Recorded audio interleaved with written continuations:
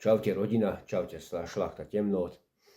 Vidíme sa po týždni, po týždni, keď som vydal posledné video. Teraz príde ďalšie video o jednom sériovom vrahovi zo Slovenska, takže ostaňte tu, ostaňte paranormálni, jak by povedal Adam, a nezabudnite dať odber na YouTube channel tu a like a komenty. A ideme na to.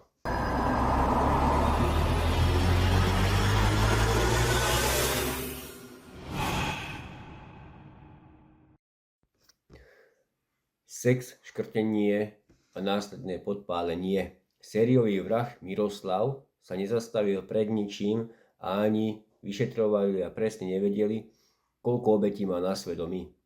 Polícia často pripomína, že nie sme v hollywoodskom filme a nezvestnosť treba hlásiť okamžite a nie po 24 hodinách. Pri deťoch to platí dvojnásobne.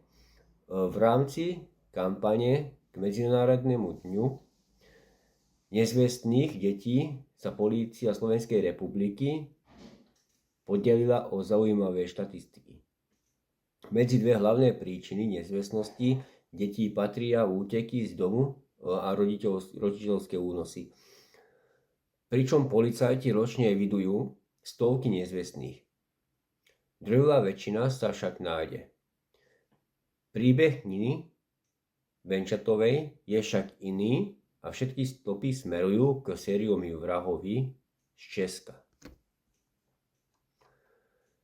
Nezvestná mama s dcerou.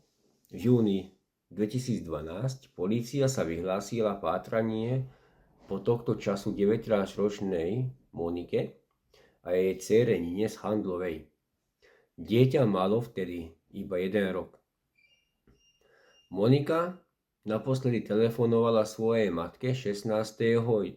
júna 2012. Odtedy sa jej neozvala. Nepovedala o sebe žiadnu správu a nie je známe miesto súčasňou pobytu. Povedala trenčianska polícia hovorkyňa Elena Antalová. No a ani po 5 rokoch polícia nevedela, čo sa s matkou a dcérou stalo. Kriminalisti však boli na stope Miroslavovi z Česka, ktorého už dlhšiu dobu sledovali v júli 2017. A začala sa rozplietať veľká sieť stop, ktoré vyvrcholili s Miroslavovým obvineními z niekoľkých vražd a týrania.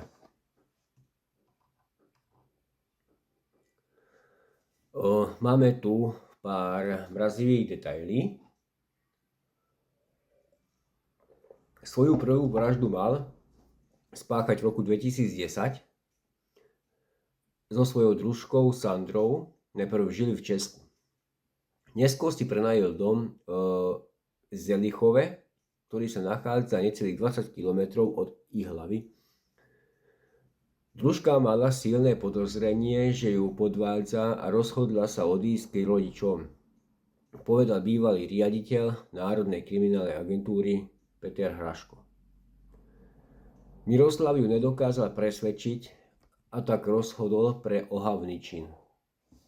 Najprv spolu mali sex, no potom ju začal škrtiť. Keď Sandra vydýchla naposledy, telo rozštvrtil a následne spálil na záhrade. Tu však besnenie neskončilo. Otázniky okolo smrti dievčatka. O 2 roky neskôr sa na internete zoznámil s mladou Monikou. Aj s jej dcérou ich pozval do domu hrôzy v Zliechove. Ani tento vzťah sa však nevyvíjal úplne podľa predstav. Vo súdny deň mal podľa výpovede počuť krik z vedľajšej izby. Keď vošiel do dnu, malá Nina už mala byť podľa jeho slov mŕtva. Ako to bolo v skutočnosti, sa už nikto nedozvieme, pretože následne mal mať s jej matkou sex pri ktorom ju rovnako ako v prvom prípade uškrtil.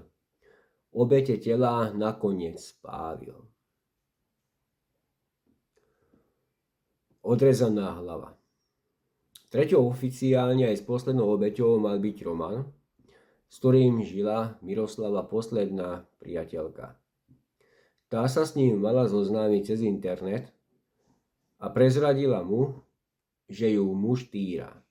Miro jej mal povedať, že sa o neho postará. Žena tak na vlastné oči videla, ako jej vtedajšieho priateľa uškrtil šnúrkou od teplákov. Týmto to však neskončilo. Po vražde Romana položil do vane, deň na tomu polámal kosti a odrezal hlavu, aby sa zmiestil do kufra. Nakoniec mal ostatky spáliť. Priebeh skutkov je veľmi brutálny.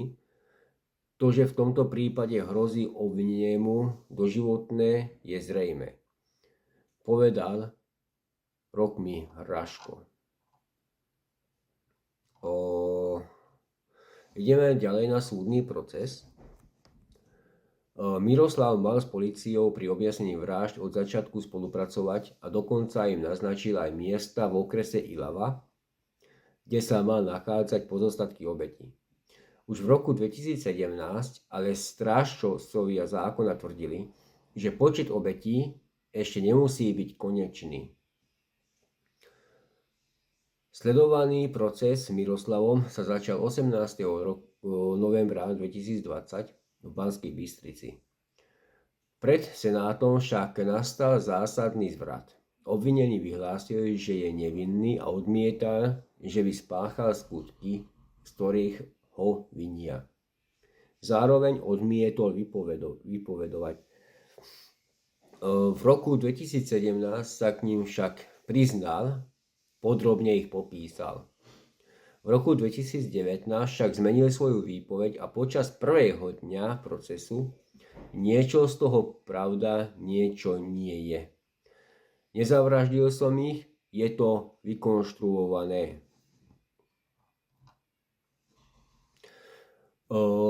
Ideme naspäť do roku 2017, priznanie skutkom, údajne viesť k nižšiemu trestu. A potom povedal, urobil to tak, nátlak polície a priznal aj to, čo neurobil, údajne. Prvý deň procesu mal emotívne vyjadrenie aj matka zavraždeného Romana. Nie je vinný, koľko obetí zanechal a zobral ich zo sveta. No, počet obetí nie je konečný, ani dodnes. Proces priniesol aj ďalšie zvraty, ktoré napovedajú, že tieto vraždy neboli jediné. Tomu nasvedčuje aj výpoveď väzňa zo susednej cely, ktorému sa Miro mal zdôveriť, že zabil viacerých ľudí.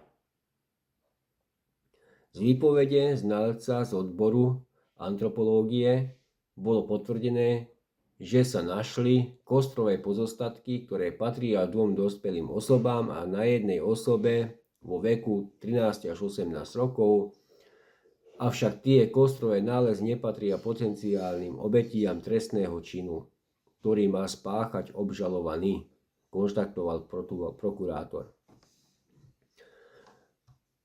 Okrem toho znalci z odboru psychiatrie a psychológie konštatovali, že má sklony k agresívnu správaniu a k sexuálnej úchylke.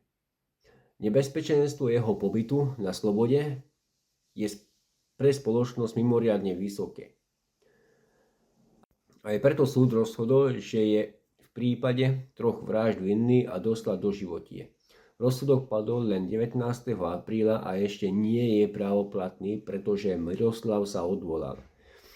Tým, že sériový vrah bol obžalovaný len z vraždu Moniky a malá Nina, ktorá by medzi tým mala už 10 rokov, je stále zaradená na zozname nezvestných detí. Teda ľudia, aký máte z toho pocit z tohto príbehu zo Slovenska?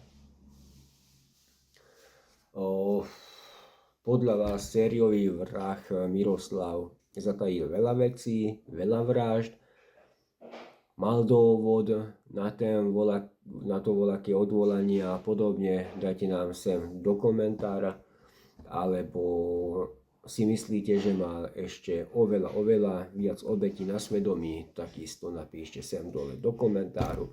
Ja momentálne som dneska spravil takéto kratučké video, bez efektov, budem tu takto dneska s vami, to je ozaj rýchle video a dneska ešte vydáme druhé video, čo bude už vymakanejšie, takže sériový vrah zo Slovenska Miroslav, ktorý bol údajne z Česka.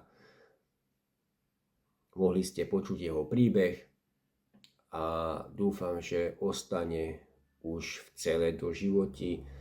Nezaslúži trest smrti. Ja trest smrti nemám rád už iba kvôli tomu, že trest smrti je to, že keď voľakoho zabije ten vrah, tak trest smrti je voľačo oslobodujúce, že už nebude sa trápiť.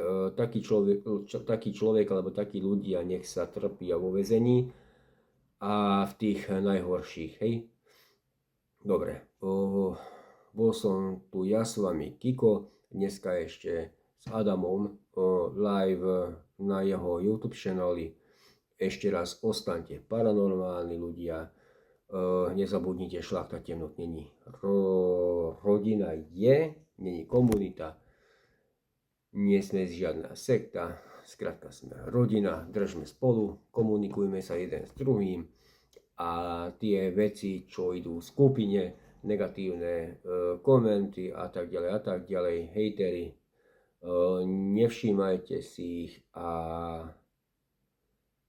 ešte raz príjemný deň. Za chvíľočku ideme na to druhé video, čo príde von takisto tu na YouTube. Čaute, majte sa, čís.